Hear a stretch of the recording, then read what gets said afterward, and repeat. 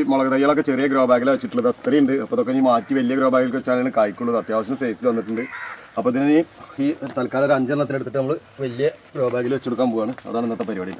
അതവിടെ 2-3 ദിവസം മുന്നേ മണ്ണും ചാണകപ്പൊടിയും കൂടിയിട്ട് മിക്സാക്കി ഇട്ട് കൊടുത്തിട്ടുണ്ട്. ഇനി അതിൽ കുറച്ച് വേപ്പ് മണ്ണാക്കി ഇട്ട് കൊടുക്കുന്നുണ്ട്. അതിനുശേഷം കുറച്ച് ജൈവവളം പാക്കറ്റുള്ള കമ്പോസ്റ്റ് വളമാണ്. അപ്പോൾ അത് ഇട്ട് കൊടുക്കുകയാണ്. കുറച്ച് സ്വല്പം ഒരു 4 കവറിലേക്കുള്ളത് ഇത് മിക്സ് ചെയ്ത് കൊടുക്കുന്നത്. ഈ രീതിയിൽ മിക്സ് ചെയ്ത് കൊടുക്കുകയാണ്.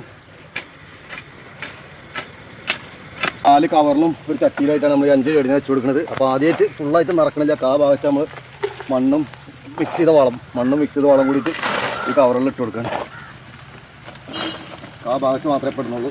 പിന്നെ ചെടി വെച്ചതിന് ശേഷം ബാക്കി നമ്മൾ ഫില്ല് ചെയ്ത് കൊടുക്കും. ഇതിന് നമ്മൾ ഭാഗത്ത് മണ്ണ് നിറച്ചിട്ടുണ്ട്. ഇനി നമുക്ക് ചെറിയ കവറിൽ നിന്ന് ഈ മുളകിനെ എടുക്കാം. അപ്പോൾ മുന്നേ കാണിച്ചിട്ടുണ്ടായിരുന്നു. നമുക്ക് ഈ ഗ്രോ ബാഗ് കീറാതെ തന്നെ ചെടിക്കൊരു കേടും പറ്റാതെ ഈ തൈ എങ്ങനെ എടുക്കാന്നുള്ളത് അതേ രീതിയിൽ നന്നായി അമർത്തി പിടിച്ചതിന് ശേഷം ഇങ്ങനെ പിടിക്കുക.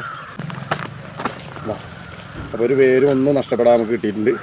ഇനി ഇതിനെ നല്ല ഈ ഇതിൽ വെച്ച് കൊടുക്കുക.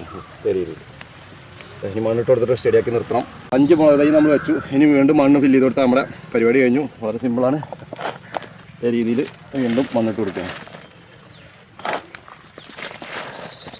അപ്പോൾ തൽക്കാലമായിട്ട് നമ്മൾ 5 ചെടീനെ മാറ്റി കവറൊക്കെ മാറ്റി വെച്ച് നല്ല മണ്ണൊക്കെ ഇട്ട് കൊടുത്ത് നല്ല സെറ്റാക്കിയിട്ടുണ്ട്.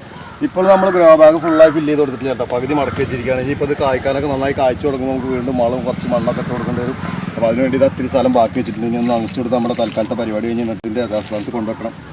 അപ്പോൾ ഇത്രയും നമ്മൾ മുന്നേ ചെറിയ കവറിൽ വെച്ചിട്ടുള്ള തൈകളിനൊക്കെ നമുക്ക് പഴയ ചെറിയ കവറൊന്നും കീറാതെ തന്നെ നമുക്ക് വേറെ കവറിലേക്കൊക്കെ മാറ്റി കൊണ്ടുവരാം. വളരെ സിമ്പിളായിട്ടുള്ള കാര്യമാണ്. അപ്പോൾ വീഡിയോ ഇഷ്ടപ്പെടാൻ ലൈക്ക് ചെയ്യുക. വീണ്ടും കാണുമ്പോഴേക്കും ബൈ.